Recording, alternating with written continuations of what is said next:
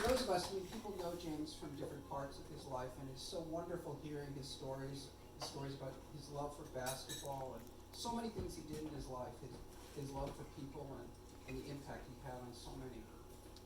At Snowflake, he was always part of Snowflake when I was there. He had joined before. My name is Bob Mugler, by the way. I was the CEO of Snowflake for 5 years. I was fortunate enough to have the opportunity to work with James and so many wonderful people. And that's really what I wanted to say. Because although a company is a company, it's made up of people. And even these crazy technology companies that are having such an impact in our lives, even something like Snowflake, which grew so fast, we couldn't even track it. It was crazy. You said you onboarded people to payment. You did that for years, though, for almost everybody you onboarded.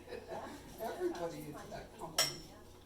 And the thing is that although it's a technology, for me that's not what it ever was. It was always about people. It was always about people.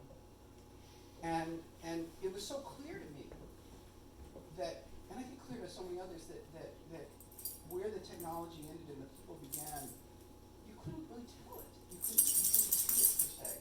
And you could, and it was visceral though, when things were going wrong. When things didn't go right, which happened a fair amount, right, Jonathan? It happened occasionally. And James was a part of the solution. James always did things right. He was the rock. You could trust him to do the hardest things, to touch the things that other people we wouldn't trust to touch. In particular, there were these things called hardware security modules. James was a security expert, as we know, cared about security. And there were these beasts, these horrible things from a prehistoric era that had been installed in the cloud. And I'm looking at Peter, because Peter was the architect at Snowflake. Brilliant. Peter's brilliant, by the way, but man, he's did so many wonderful things. We can thank Peter and James and many others for the fact that Snowflake never had a breach. I was the worst one to talk about. Zero. But we had as a part of our architecture these miserable, horrible devices from a prehistoric era. And they were basically like vaults. That's what they were designed to be. You put the secrets in there that were the most precious pieces of data you had, because you could use these to unlock everything else. They're the keys.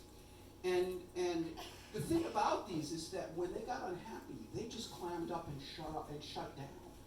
And when they were in a state they didn't like, they didn't take any input from anything. And as a result, our service would go down because they were needed to do everything.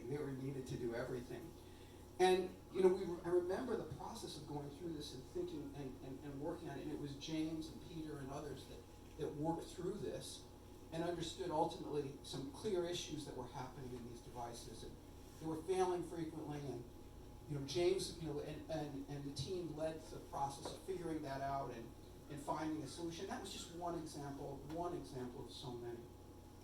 And it leads me to realize how really, once again, it's all about people. And when you think about aspects of our lives, every aspect, what really matters, and it's something that becomes very dear to us as we've been away from people for a while, is that it's really about the people we love. And someone like James was somebody to be respected, and he was cared for by so many, and it's wonderful to see the love that he shared here.